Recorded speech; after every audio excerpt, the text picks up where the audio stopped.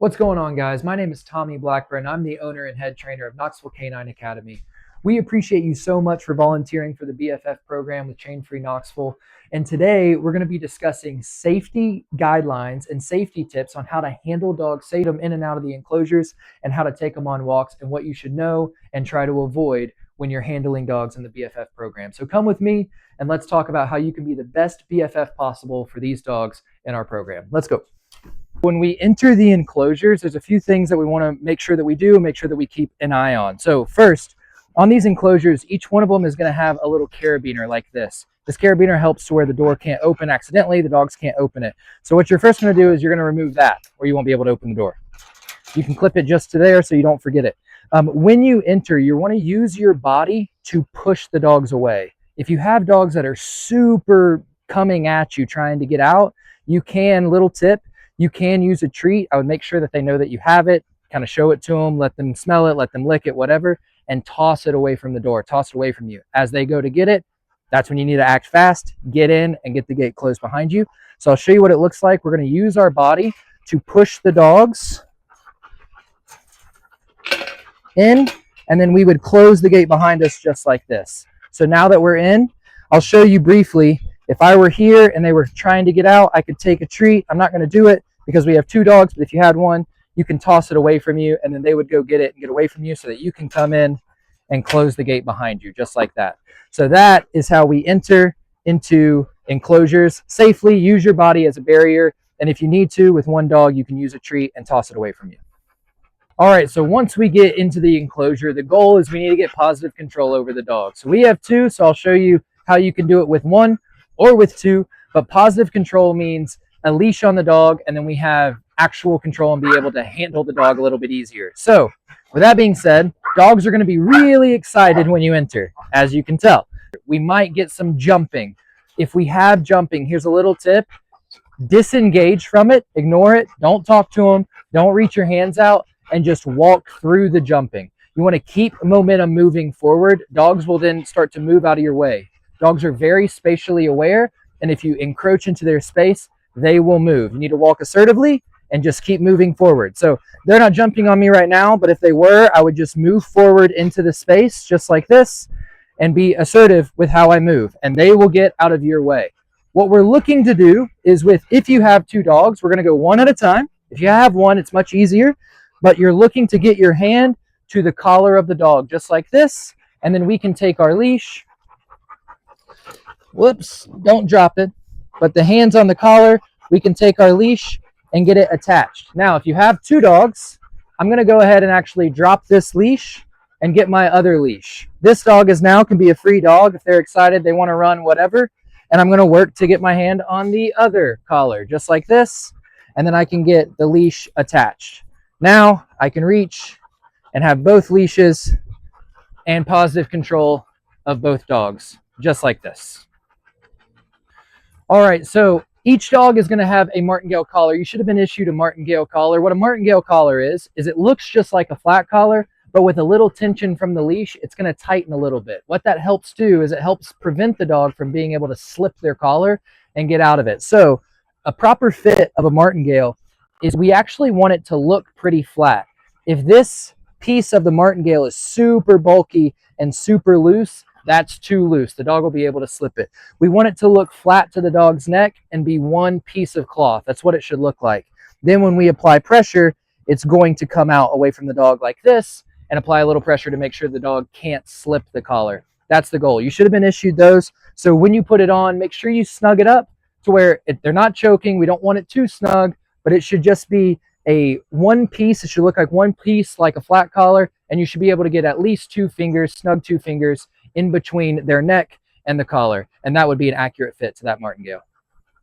All right, so when we go to exit the enclosure, there's a couple things we need to consider. Now, this is not a training conversation. We're trying to manage the dogs the best that we can for the BFF program. So if you came and visit me, I would have a little bit of different advice, but for this exiting of the enclosure, when we're managing two dogs, there's a couple safety considerations. The first one is we don't want the dogs to exit together side by side and in front of us. There's a concept that we learn in training called funneling, where two very stimulated, very overexcited dogs trying to fit through a narrow space, that excitement and that overstimulation can actually be redirected onto each other. And before long, you could have a dog fight right in front of you. So don't let them exit side by side when they're overstimulated.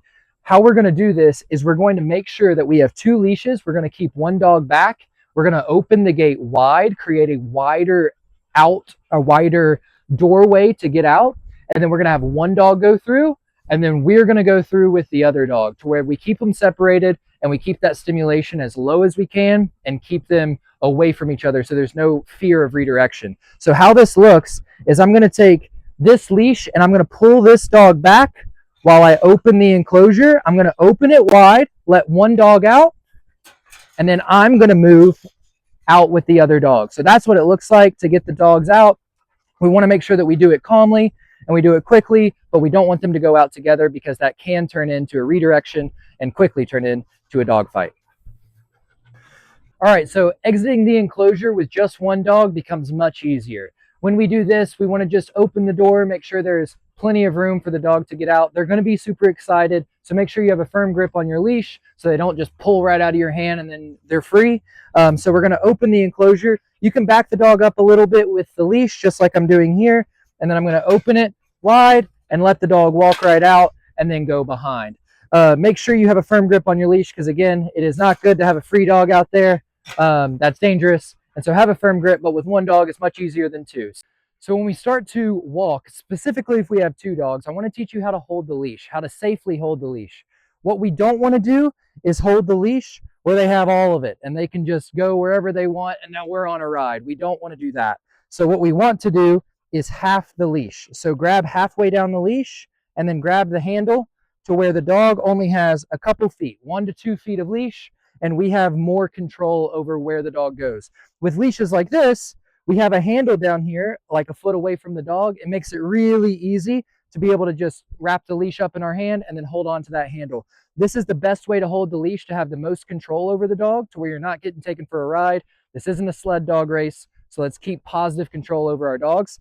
And then if you have 2, you want to start with 1 on each side. What we're looking for is neutrality. A lot of dogs are going to be excited, so they're going to be trying to get after each other and cross over and do all this stuff. Before you put them on the same side, we want to make sure that we have 2 neutral dogs that are just out for a walk with you. So it's more about the walk than it is about playing with each other. Then we can start to put them on one side or the other. But this is what it looks like to take 2 dogs for a walk.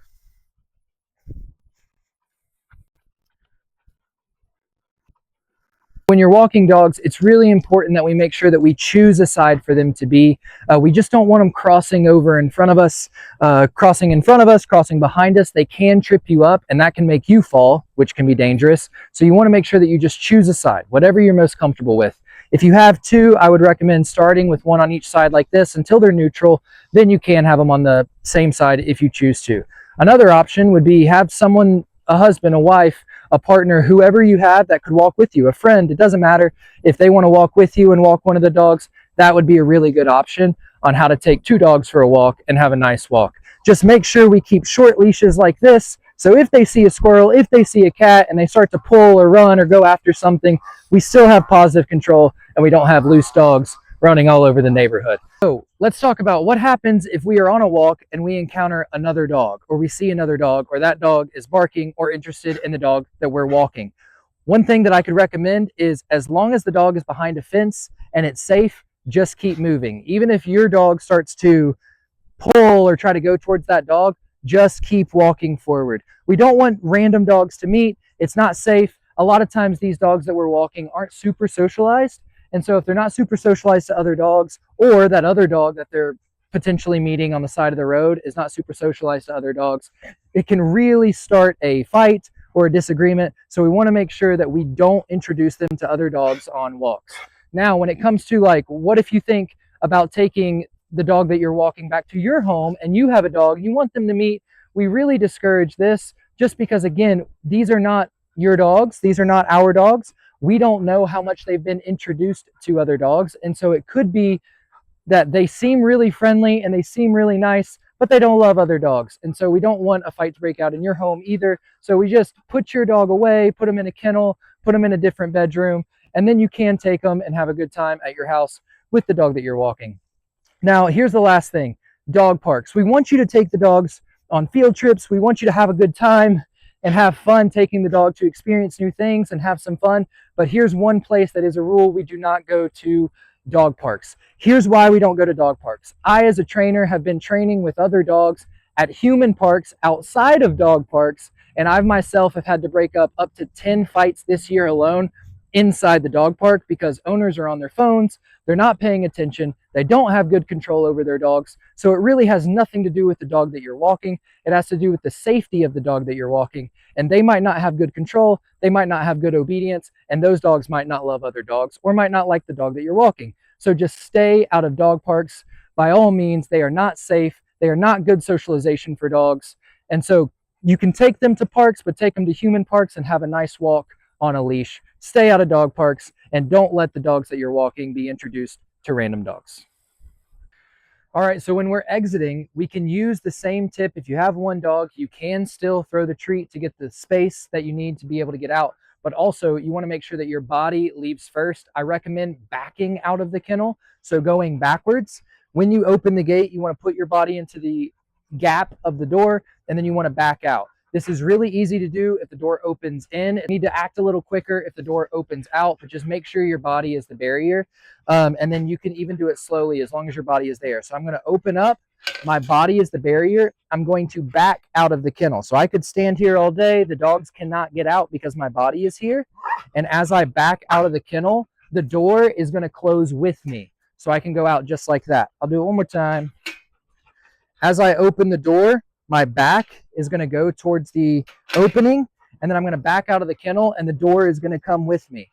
Make sure after you close it, just like this, that we grab our carabiner and we lock it again so that the dogs can't open it up. That's important. So that's how you exit out of the kennels. In the BFF program, we do encourage you to take dogs on field trips. So we want to talk about safety when we're traveling and transporting in a car. Now, we don't always know exactly how dogs are going to travel in a car. So upon request, we can give you a belt clip or a harness so the dogs will travel safely. Now, when we talk about loading into the car, we don't load from the back. The reason is because the trunk allows for more time that the hand's going to be off the leash and the dog can escape or jump out. And when we're opening the door, the dog can escape and jump out before we grab the leash. So we don't load from the back. We load from the side, just like this, the back door. So the way that we do this is the door is going to open. We are not going to take the leash off the dog. We want to keep the leash on the dog while we're driving. So when we get to where we're going and we open the door to get them out, we're going to be reaching for the leash. So to show you how to safely load the dog into the car, you're going to open the door as wide as it can, just like this. Use the leash. Let's go. The dog will load into the car just like that. And I can use my body as a barrier. When I start to close the door, my body is still here. I still have the leash. And then I can drop the leash like that and close the door. And now we're ready to drive. Now, while you're driving, make sure we don't roll down the windows. Dogs can try to jump out. The leash is still on, so when we get where we're going, that's what we're going to grab for first. But the windows need to stay up so dogs can safely ride in the car without trying to jump out. So when we get to where we're going, we're going to open the door. Our body, again, is going to be the barrier in the door jamb here so the dog can't jump out. We're going to reach for the leash. Come on. Reach for the leash first. And then we can have the dog exit the vehicle just like that. Then we can close the door. And then you have positive control over the dog and you're ready to go. Thanks so much for watching this video. We hope it's been really helpful and you've learned a lot of things. As always, if you're part of the BFF program at Knoxville K9 Academy, we'll give you 15% off all of our packages. And if you want to continue with your personal dogs and learn how you can help them be as successful as possible out in public, then we'd be happy to do that. So don't hesitate to reach out. So again, thank you so much for volunteering. Thank you so much for helping these dogs and being BFFs for them. If you have any questions, don't hesitate to reach out. And thanks so much. We'll see you out there.